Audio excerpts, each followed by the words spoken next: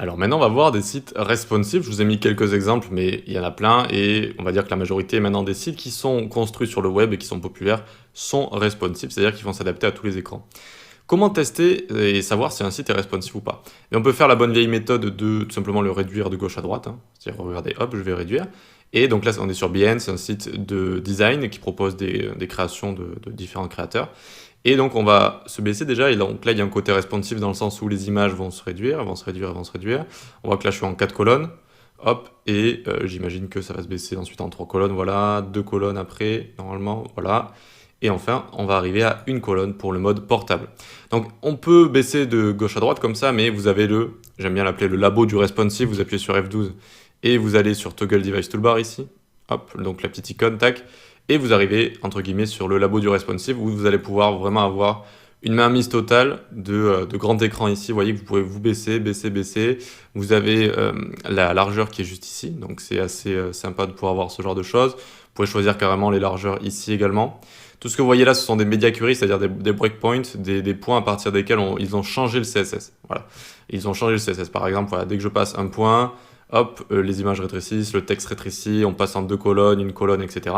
Et donc, il faut être responsive jusqu'à mobile S, ici, vous voyez, 320 pixels.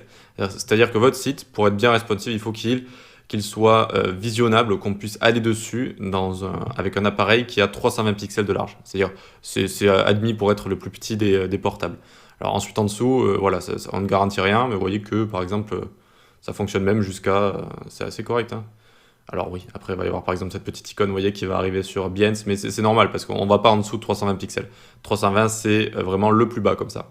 Et ensuite en haut, on va sur grand écran, donc jusqu'à 1920. Là, je suis en 2500 même. Vous voyez? Alors ça va dézoomer quand vous cliquez ici pour vous montrer en fait ce qui se passe en 2500.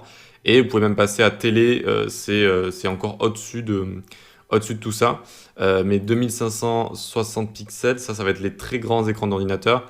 Et ici, on peut pas tester le mode télé, si je dis pas de bêtises. Pour tester le mode télé, il faut aller sur... Alors là, j'essaie de l'étendre sur mes écrans. Vous voyez? J'essaie de l'étendre sur mes écrans, mais ça l'affiche que d'un écran. Ah, c'est bon, ça l'affiche sur tous les écrans. Donc si vous avez plusieurs écrans, vous pouvez, entre guillemets, tester le mode télé, c'est-à-dire l'étendre sur tous les écrans. Voilà, mais sinon, il n'y a pas vraiment de problème avec ça. Et si un site est responsive de base, c'est-à-dire que là, ils lui ont mis une largeur maximale, eh bien, vous pouvez tester même avec un seul écran d'ordinateur, si vous mettez un très grand écran.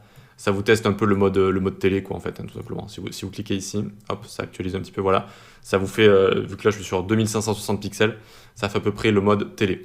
Ok, donc on a ce site-là, on en a d'autres après. On peut repérer des choses, en fait. Qu'est-ce qui se passe souvent? C'est qu'on a des colonnes. Vous voyez ici, 1, 2, 3, c'est 3 colonnes. Et les 3 colonnes vont me servir à montrer du contenu. Va y avoir des marges sur les côtés, c'est très important. Ça permet de laisser une sorte de jeu, regardez, quand on va réduire. Ça laisse un jeu, hop, là, vous voyez, je réduis, je réduis, je réduis, hop, et on n'a rien à faire, entre guillemets, de là où on était jusqu'ici.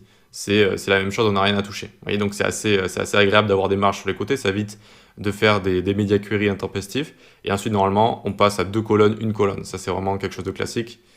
Voyons voir ce que ça fait là. Ah, on passe direct à une colonne ici. Direct à une colonne avec du texte à côté. Et donc j'imagine que le texte va partir à un moment. Oui, le texte part. Et voilà, on arrive à petit écran ici. Voilà, comme ça. Et donc plus qu'une colonne. Et c'est vrai qu'ils ne sont pas passés à 2 colonnes. Ils sont directement passés à une colonne en changeant un petit peu et en affichant du texte juste ici. Ça peut être une manière de faire. Allez, on va maintenant sur Coder Mag, qui est un bon site, hein, pour tout ce qui est... alors ça parle de marketing, de web marketing, ça parle de code aussi, un petit peu tout ce qui est entrepreneuriat sur le web, il y a des articles assez intéressants. Et donc qu'est-ce qu'on voit ici? Qu'est-ce qu'on peut analyser? Bon, alors on a la barre de navigation en haut tout le temps. Barre de navigation aussi, il va falloir faire quelque chose de responsive. C'est-à-dire que, vous voyez que là, comment elle est passée? Elle est passée en mode vertical.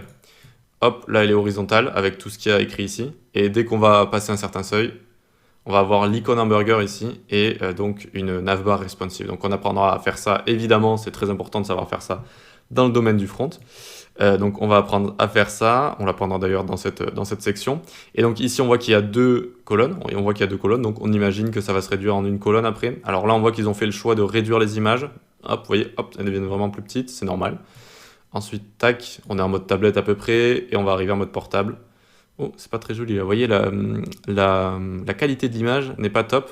Je sais ce qu'ils ont voulu faire là. Ils ont voulu mettre des images différentes suivant la largeur d'écran. Je vais vous montrer comment on fait ça. Mais il faut faire attention avec cette technique parce que si vous affichez vos images en trop grand après avoir fait baisser leur qualité, en fait, vous voyez que là, c'est un petit peu flou. C'est pas tip top.